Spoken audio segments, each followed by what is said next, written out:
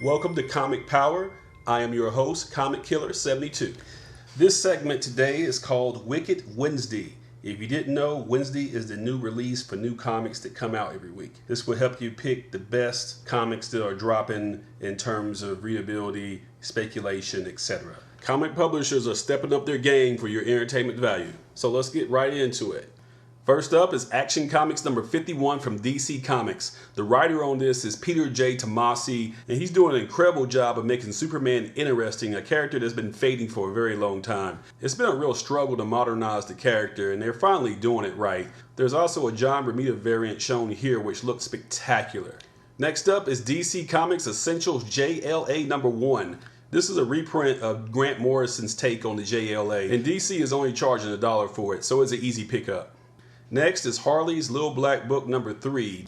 This issue co-stars Zatanna. Harley is being used the same way that Marvel uses Deadpool, meaning that you can use their A-list status to help boost the popularity of lesser known characters. This book also has a variant cover which looks like this, and it looks amazing. I really dig that. Remember, don't get variants because you think they're going to go up in value. Get variants because you like the way they look. Don't worry about the investment part. If you try to chase for investment, sometimes you'll lose out. By the way, it's kind of funny that Harley Quinn used to look like this a long time ago. She's come a long way. Some people like the classic look, but I like the newer look. Next up is Superman American Alien number 6. This is the title that is written by Max Landis. Max Landis is the son of legendary director John Landis, and he has completely blown it out the park on this one. This is an Eisner-worthy type of title. It's a 7-part miniseries, and once again, like I said, DC is finally using Superman right. Shown here is the variant cover for issue 6. Issue number 1 has gone up in value. It's selling for about $8 on eBay right now. Believe it or not, there's no Batman comics on the list this week. The only Batman comic that DC is issuing this week is Robin, Son of Batman number 11. This is probably only for the most hardcore Batman fans. I would pass. Next up, let's check to see what Marvel has up their sleeve. And that would be Captain America Road to War number 1. They are using the design and the characters from the upcoming Captain America Civil War movie. This is no mistake why they're releasing this. The bio says they're teaming up to fight a robot named Ultimo. That sounds pretty stupid, but they're trying to pick off the casual viewers that's going to see the movie and see this in the comic store and recognize the characters and the way they're designed. And just to show you they're not messing around, Marvel is releasing this awesome, ridiculously crazy, great looking variant. Just look at that. Wow. I'm speechless.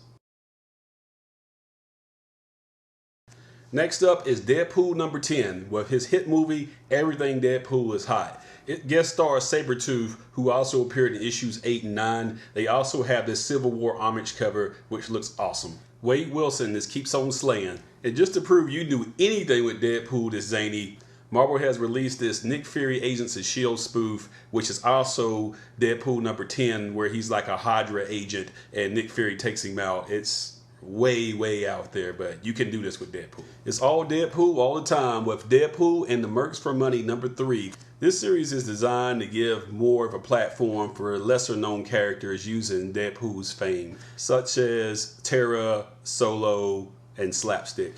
Next up is Haunted Mansion number 2.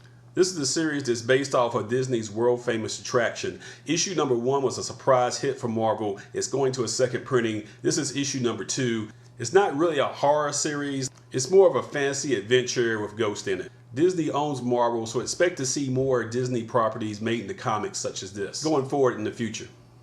Next up is Extraordinary X-Men number 8 going to a second printing.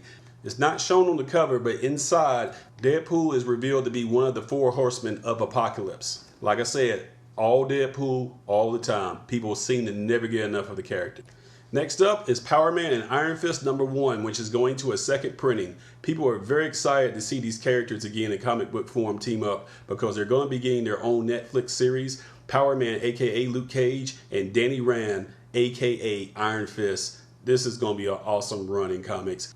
And the TV shows are going to be awesomer. Yes, I did say awesomer. I can make up words. This is my show. Think about it. After they have their own solo Netflix shows, they're going to unite Jessica Jones, Daredevil, Power Man, and Iron Fist all together for one group called the Defenders. It's going to be, I don't even have words for it. Let's move on. Now it's time for the indie report as we give some love to small publishers. Boom Studios gives us Joyride #1. This promises to be a space epic with punk rock attitude. If you're a fan of the Young Avengers or the Runaways, then this is for you. No indie report is complete without a submission from Image Comics, and they are giving us Aloha Hawaiian Dick #1. This is a mini-series of the cult classic from 2002. Hawaiian Dick is being developed to become a TV show on NBC starring Johnny Knoxville from Jackass fame. That should give you some clue about how offbeat this is. Next up is a book I can't stop talking about, Tokyo Ghost #6 from Image. This takes place 70 years in the future where people are addicted to technology and entertainment. It follows the exploits of some peacekeepers in the island of Los Angeles after the big earthquake has hit. I would advise you to pick this up as well as Tokyo Ghost #1. You should be able to find the back issue for cover price out there. I'm really surprised more people aren't reading this already, but I'm going to keep talking about it because it's that good.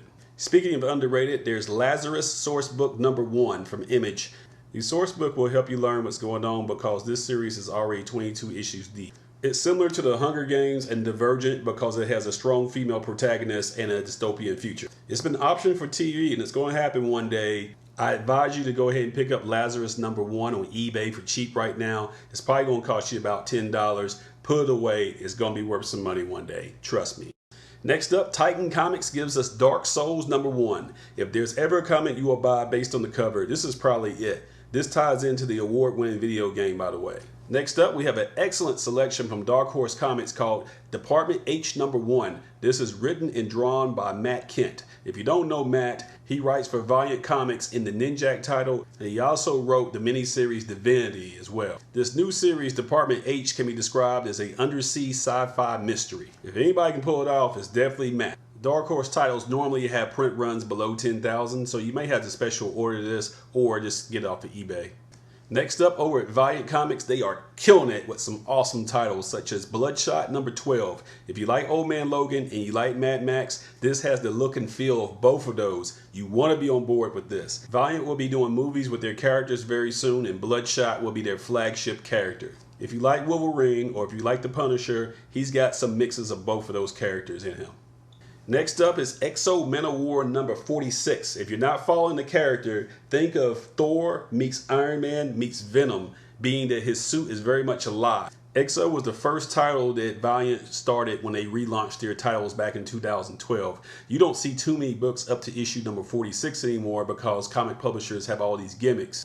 But no gimmicks here. There's great story and art, and this is one of the best books you're not reading. I say that about Ninjak, and I'll say that about Exo MANOWAR as well. And last but not least, it's Divinity 2 #1. I named Divinity #1 as the top comic of 2015, period. It was better than anything I ever read the whole year.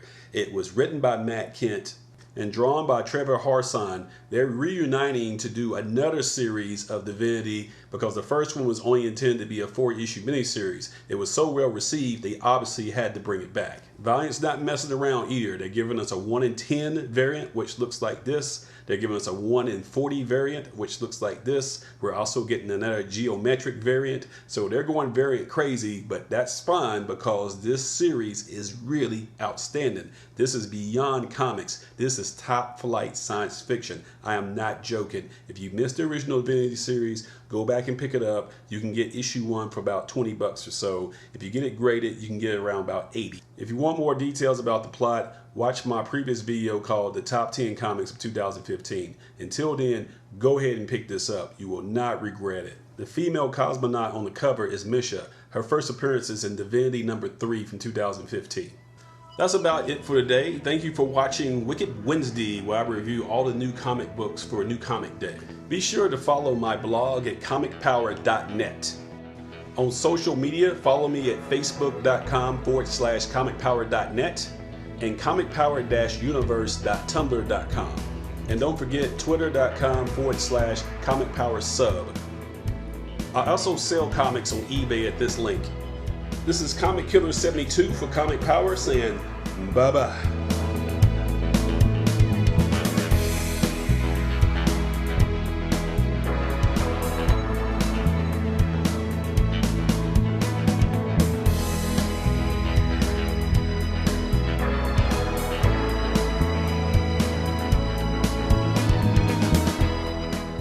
don't forget to share this video, click on subscribe, give it a thumbs up, and tell everyone you know about this channel to help it grow. Thank you for your support.